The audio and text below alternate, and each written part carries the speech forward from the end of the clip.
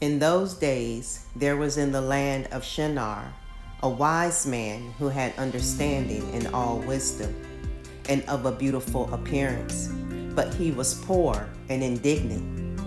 His name was Regayon, and he was hard set to support himself. And he resolved to go to Mitzrayim, to Oswiris, the son of Anami, king of Mitzrayim, to show the king his wisdom, for perhaps he might find grace in his sight, to raise him up and give him maintenance. And Regayon did so. And when Regayon came to Mitzrayim, he asked the inhabitants of Mitzrayim concerning the king. And the inhabitants of Mitzrayim told him the custom of the king of Mitzrayim. For it was then the custom of the king of Mitzrayim that he went from his royal palace and was seen abroad only one day in the year. And after that the king would return to his palace to remain there.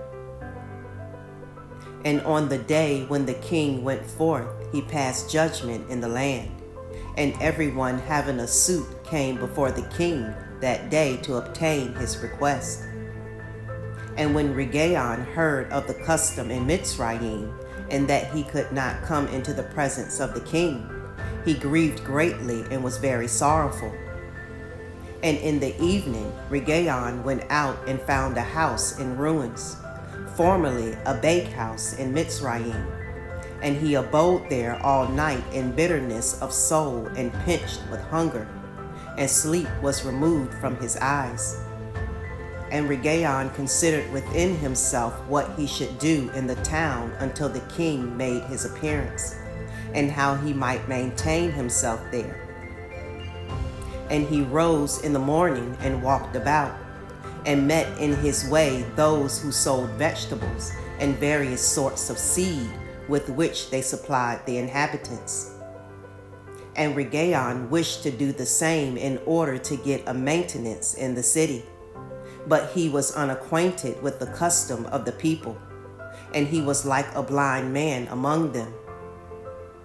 And he went and obtained vegetables to sell them for his support. And the rabble assembled about him and ridiculed him, and took his vegetables from him and left him nothing. And he rose up from there in bitterness of soul, and went sighing to the bakehouse in which he had remained all the night before. And he slept there the second night. And on that night again he reasoned within himself how he could save himself from starvation. And he devised a scheme how to act. And he rose up in the morning and acted ingeniously, and went and hired 30 strong men of the rabble, carrying their war instruments in their hands. And he led them to the top of the Mitzri sepulchre, and he placed them there. And he commanded them, saying, Thus says the king, Strengthen yourselves and be valiant men, and let no man be buried here until 200 pieces of silver be given, and then he may be buried. And those men did according to the order of Regayon to the people of Mitzrayim the whole of that year. And in 8 months' time Regayon and his men gathered great riches of silver and gold. And Regayon took a great quantity of horses and other animals, and he hired more men, and he gave them horses, and they remained with him. And when the year came round, at the time the king went forth into the town, all the inhabitants of Mitzrayim assembled together to speak to him concerning the work of Regayon and his men. And the king went forth on the appointed day, and all the Mitzrayim came before him and cried unto him, saying, May the king live forever. What is this thing you do in the town to your servants, not to suffer a dead body to be buried until so much silver and gold be given? Was there ever the like unto this done in the whole earth, from the days of former kings, yea, even from the days of Adam, unto this day, that the dead should not be buried only for a set price? We know it to be the custom of kings to take a yearly tax from the living. But you do not only do this, but from the dead also you exact the tax day by day. Now, O king, we can no more bear this, for the whole city is ruined on this account, and do you not know it?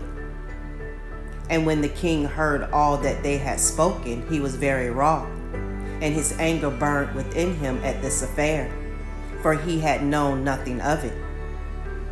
And the king said, Who and where is he who dares to do this wicked thing in my land without my command? Surely you will tell me. And they told him all the works of Regaon and his men, and the king's anger was aroused, and he ordered Regaon and his men to be brought before him. And Regaon took about 1,000 children, sons and daughters, and clothed them in silk and embroidery. And he set them upon horses and sent them to the king by means of his men. And he also took a great quantity of silver and gold and precious stones, and a strong and beautiful horse, as a present for the king, with which he came before the king and bowed down to the earth before him. And the king, his servants, and all the inhabitants of Mitzrayim wondered at the work of Regaon, and they saw his riches and the present that he had brought to the king. And it greatly pleased the king, and he wondered at it. And when Regaon sat before him, the king asked him concerning all his works. And Regaon spoke all his words wisely before the king, his servants, and all the inhabitants of Mitzrayim.